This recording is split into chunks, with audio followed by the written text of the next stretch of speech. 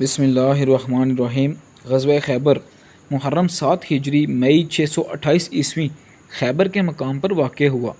مدینہ کی فضا ایک نئی مہم کی گواہ بن رہی تھی۔ سن 7 ہجری تھا۔ رسول اللہ صلی اللہ علیہ وسلم نے اعلان فرمایا کہ اب خیبر کی طرف روانگی ہوگی۔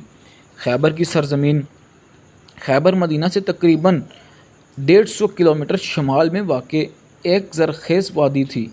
وہاں مضبوط قلعے تھے، کھجوروں کے باغات تھے اور سب سے بڑھ کر یہودی قبائل وہاں آباد تھے جو غزوہ خندق احزاب کے بعد مسلسل سازشوں میں لگے تھے۔ وہ عرب کے مختلف قبائل کو مسلمانوں کے خلاف بھڑکاتے رہے۔ رسول اللہ صلی اللہ علیہ وسلم نے فیصلہ کیا کہ اب ان کی طاقت کا مرکز توڑنا ضروری ہے۔ قافلہ مجاہدین مدینہ سے تقریباً 1600 صحابہ رضی اللہ تعالیٰ عنہ کا لشکر نکلا۔ ان کے ساتھ بیویاں بھی تھیں تاکہ غنیمت کے مال کی حفاظت ہو سکے۔ مسلمانوں کا لشکر اللہ کی یاد میں مصروف تھا۔ لبیک کی صدائیں گونجتی تھیں۔ رسول اللہ صلی اللہ علیہ وسلم دعا کرتے جاتے، اے اللہ، زمین اور آسمان کے رب، جو کچھ ان میں ہے اس کے مالک، ہمارے دشمنوں کو شکست دے اور ہماری مدد فرما۔ رات کا وقت تھا اور خیبر کی گھبراہٹ۔ خیبر کے لوگ اپنے قلعوں میں مطمئن بیٹھے تھے، لیکن صبح جب انہوں نے اپنے کھیتوں میں آنا چاہا تو اچانک مسلمانوں کے لشکر کو دیکھا۔ گھبرا کر بولے، محمد آ گئے۔ واللہ محمد اور اس کا لشکر۔ پھر قلعوں کے دروازے بند کر لیے۔ قلعہ در قلعہ لڑائی۔ خیبر کے کئی قلعے تھے، ہر ایک فولادی دیوار کی طرح۔ مسلمان ایک ایک کر کے ان پر حملہ کرتے۔ سب سے پہلے نائم قلعہ فتح ہوا، پھر کموس قلعہ، یہاں مشہور یہودی سردار مرحب تھا۔ آخرکار ایک ایک کر کے سب قلعے مسلمانوں کے قبضے میں آئے۔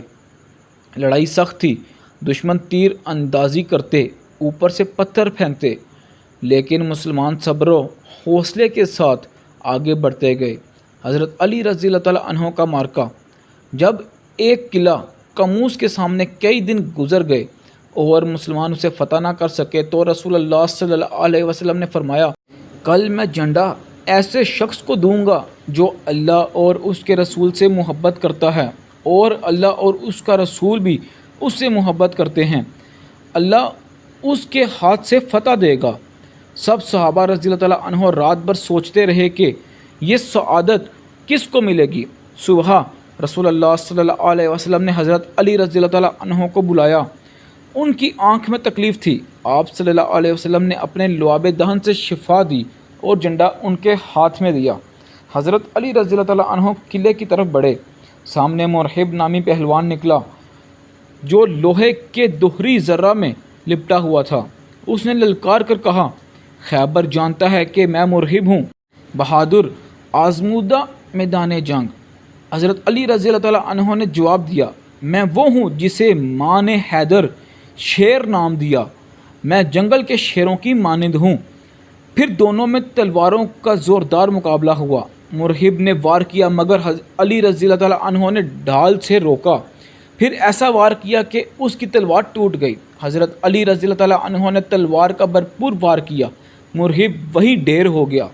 یہ منظر دیکھ کر یہودیوں کے حوصلے پست ہو گئے۔ خیبر کی فتح۔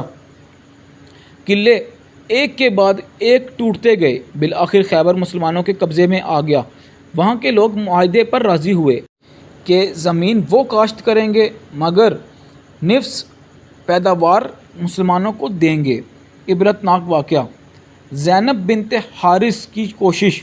خیبر کی ایک عورت زینب بنت حارث نے رسول اللہ صلی اللہ علیہ وسلم کو زہر آلود گوشت ہدیہ دیا۔ آپ صلی اللہ علیہ وسلم نے ایک لقمہ لیا مگر اللہ نے خبر دے دی کہ یہ زہریلا ہے۔ آپ صلی اللہ علیہ وسلم نے وہ گوشت تھوک دیا، لیکن اس زہر کا اثر برسوں تک آپ صلی اللہ علیہ وسلم کی طبیعت پر رہا۔ تقسیم غنیمت اور سبق۔ خیبر کی غنیمت میں کھجوروں کے باغ، زمینیں اور ہتھیار آئے۔ مسلمانوں کی مالی حالت بہتر ہو گئی۔ مہاجرین کی مدد کے لیے انصار نے جو قربانیاں دی تھیں اب ان کا بوجھ کم ہوا۔ نتیجہ اور سبق۔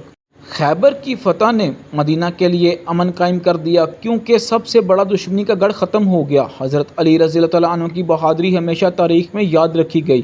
اسلام دشمنوں کے مقابلے میں صرف تلوار سے نہیں بلکہ حکمت، صبر اور معاہدوں سے بھی کامیابی حاصل کرتا ہے۔